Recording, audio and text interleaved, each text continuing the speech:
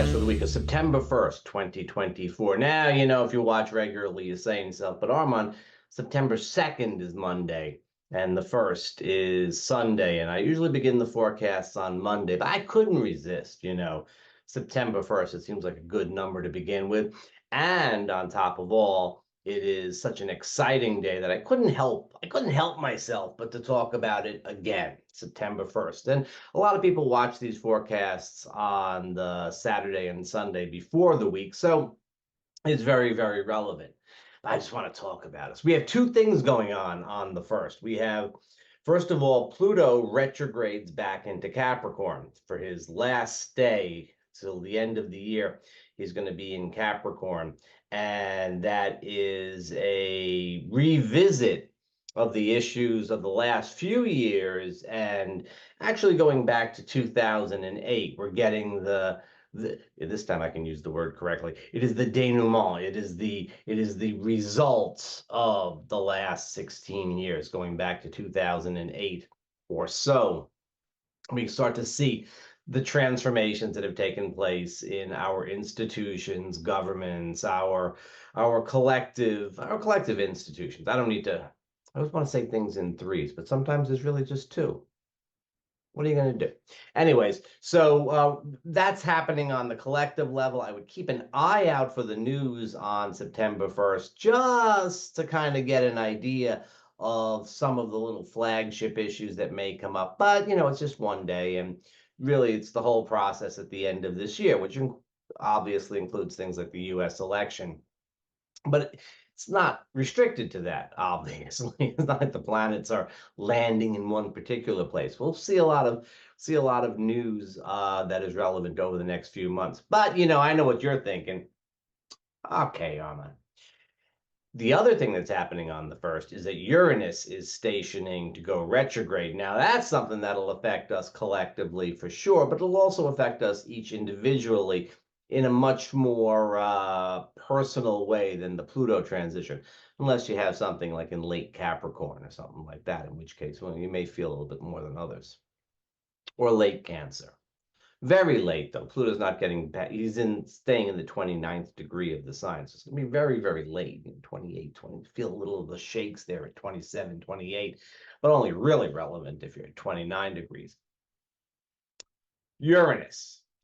Remember, this is the planet that has to do with revolutions and change. Everybody, all weekend long, let's say the 30th, the 31st of August, the 1st of September, the 2nd of September, we'll let it bleed over into the 3rd. Independence, my way. I want to do things my way. That urge for freedom.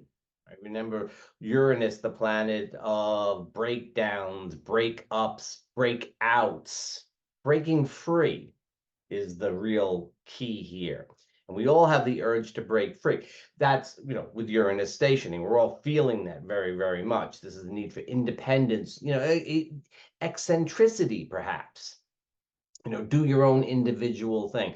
It could be a little hard during this period of time. I know it's Labor Day weekend in the US. It could be a little hard to get people on the same page. Everybody kind of wants to do their thing, and here you are planning the Labor Day festivities or something like that, or just the weekend festivities, and it doesn't really harmonize all that well. You'll also find individuals, some people, maybe you and me, going a little bit off the rails with this energy. It's been very, very strong. The Uranian energy has been very, very strong since mid-August with that full moon that was square to Uranus.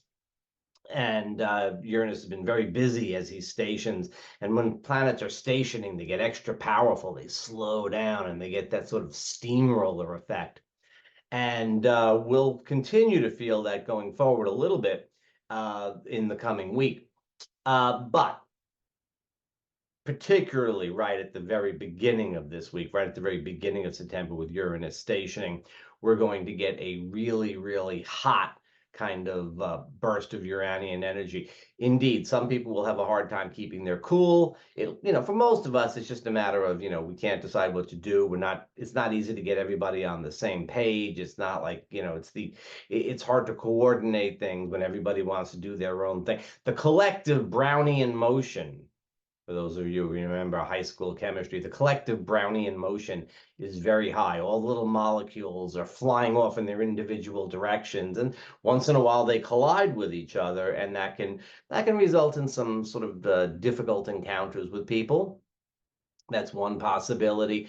It can just sort of be a little bit of get out of my way, also. Just, just you know. I'm not the doom and gloomer. You know that. You know that I'm not the doom and I'm not a nervous Nelly, a Calamity Jane, a Debbie Down. Why are all of those names feminine? Right? Why are they all feminine? I don't think Calamity Jane really fits in there. But anyway, I'm not negative about things. This is a great opportunity to get things moving in an otherwise stuck situation. That's the first thing I would say about this energy. If things are stuck, things can get moving, you know. Also, too, the possibility that new paths open up to you that you hadn't considered before. Sometimes the easiest way out of a situation turns out to be just seeing a new opportunity and taking it. No effort required. And I think that that's a good way to think about the energy for most, but not all, of this week. No effort required. Right? You see an opportunity, you take it. It looks good, it looks different, but it's got a little bit of a flavor to it. You take it. All right. But again, watch out. Some people might be a little bit, extra this as we begin the week. One thing that might calm things down a little bit, but I'm not going to say that it's going to happen for sure, is that on the 2nd, we have the new moon in Virgo. Now, the new moon in Virgo is the time each year when we sort of look towards what needs to be done to get things completed by the end of the year. The new moon in Virgo always signals a kind of beginning of taking up that Virgoan work. Virgo is the sign, the Virgin, but she's holding grain. It's the sign of the harvest, right? And so after letting things sort of grow, or in most of our cases, after laying on the beach for the summertime, then you have to get back to work. It is, of course, back to school time. Ugh. Ugh, oh God. I haven't been in elementary school in 50 years, and I still hate the thought of Labor Day. Anyways, don't let me get started on that. But it has that kind of back to school, back to work sort of vibe associated with it. And the Virgo new moon, which happens to fall on Labor Day itself, is the perfect time to say, okay, what needs to be done by the end of the year? Between now and that period of December, January, where everybody's taken off and there's holidays and parties and all that kind of thing. What do you got to get done? And sort of make your little to-do list. That'll make the gods of Virgo very, very happy. Mercury, who's now direct. Mercury is now direct, but not out of his shadow. But, yeah, exactly. Not out of his shadow, and he is moving forward, and I think that things will go a little bit more smoothly. So the quiet of the new moon, which again, if you have intentions to set and so on for what needs to get done, you kind of contemplate it on the 2nd, and then, you sort of set the intention on the 3rd or the 4th. When you can see the crescent moon in the sky, it'd be the perfect time. But, 24 hours would be 24 hours would be a good guide at any rate. Set your intentions, and then sometime this week you start making a little bit of an effort.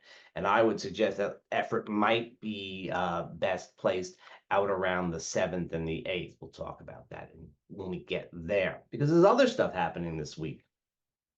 I do want to say that the quiet of the new moon might slow down some of the tensions of the Uranus station, and might say, oh, we have a little bit lower energy, so we're going to let stuff go a little bit more easily.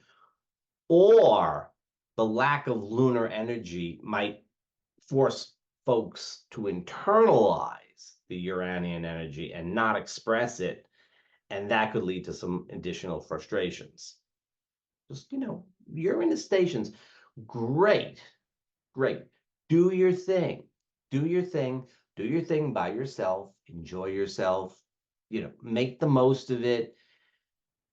not everybody's going to handle the energy all that well. Look for opportunities. Okay, well, talk about looking for opportunities. When we get to the third, the moon is just barely waxing, and Mars is going to square your it's the other one, Neptune. Neptune is at the very last degree of his home sign of Pisces. Mars is at the very last degree of Gemini. This has a kind of slippery, too fast energy. The energy is too high and too fast, especially at the new moon. And I've used this description before, but it fits perfectly this time. It's a little bit like waking up and realizing that you're late and you just run out of the house, in your pajamas, and you forget your car keys and you have to run back in and get them. And it's that kind of acting a little bit too fast, too soon, without having the full preparation for it. In general, though, this is a real active kind of time. It's certainly with the Uranus station still within orb, and Mars square Neptune. I guess that this would be a time when people are likely to be, driving rather quickly. I always talk about driving, but that's where you see it, you see. This is where you see it when people are driving. Because, when you're face to face with somebody, if you're going to have a confrontation, if you're going to act like an idiot, you're going to get called out on it. But driving, driving, you can be a bit of an idiot and, probably nobody will call you out, although, road rage incidents and so on show that it's not entirely a benign kind of situation at all. After Mars leaves Gemini, goes into the sign of Cancer, and that's on Wednesday the 4th, and Mars in Cancer has a strong energy towards um, let's say a conservative circling of the wagons, a kind of keeping the home fires burning type of thing. It's an essentially conservative vibe, right? Mars is playing defense in the sign of Cancer. Uh, Not quite so much as in Scorpio, but very much on the defensive, very much looking for let's call it what is the safer option for all of us. And it's interesting that that conservative vibe is going to be so strong at this particular point in time. Now, interestingly, we have Mars going into Cancer, where he'll spend the next weeks until the next many weeks until November 3rd, which means that Mars is going to be in Cancer throughout the US presidential election. And then for the election itself, he will go into Leo. He's going to be in Cancer until November 3rd, and then he moves into Leo. So that's an interesting dynamic that you can think about and you can sort of watch. And I would take, if you want to know how that's going to play out, take a look at the news on the 4th, which is on Wednesday. Take a look at that and see what happens. Okay. We'll have more to say about Mars in Cancer as he makes his way through and has all kinds of interesting aspects, including his last aspect, which would be a trine to Neptune. Okay, then on the 7th, now we're all the way out to Saturday, the 7th, but we're thinking Friday, Saturday, right? So from the 6th and the 7th, Mercury, now direct, is going to square Uranus. Now, Mercury-Uranus aspects are always about rapid communication, sort of blurting things out, and especially Mercury is going to be at the tail end of Leo, a little bit faster to say what one feels than maybe in another sign. So is going to aspect Uranus, and these aspects of brilliant ideas, quick insights, rapid communication. A little bit of the Mercury retrograde vibe may return. Actually, things that went wrong during Mercury retrograde, particularly if they went wrong around August 18th, may get resolved now. If you have the memory or the digital trail on your phone to know what was happening on August 18th, the next and perhaps final installment of such a drama might come right around this coming weekend of the 6th and the 7th. Now, Mercury squared Uranus last when he was retrograde on August 18th. You could actually go back to July 21st and surprising announcements and communications and so on. And not to be too U.S. centric, I don't want to, I don't want to drag folks down with local stuff, but it was on July 21st at the full moon, at the very last degree of Capricorn, that President Biden announced that he was not going to run for re-election. That was a rather surprising Mercury-Uranus moment, where you could follow through the 18th of August and then move coming into the beginning of September, and we're likely to see the next stage of that. The 18th, relatively close to the Democratic convention, but I don't think we could really right in there. But it'd just be interesting to see if if you're following through on this type of stuff. You could look at a lot of other stuff as well, too. But for you personally, something that happened around July 21st, again, check your phones. You've got the text messages, your emails if you're old school like me. And you might see some sort of transition that happened again in mid-August, and then you're likely to see that some story that began around July 21st comes to its conclusion on this coming weekend.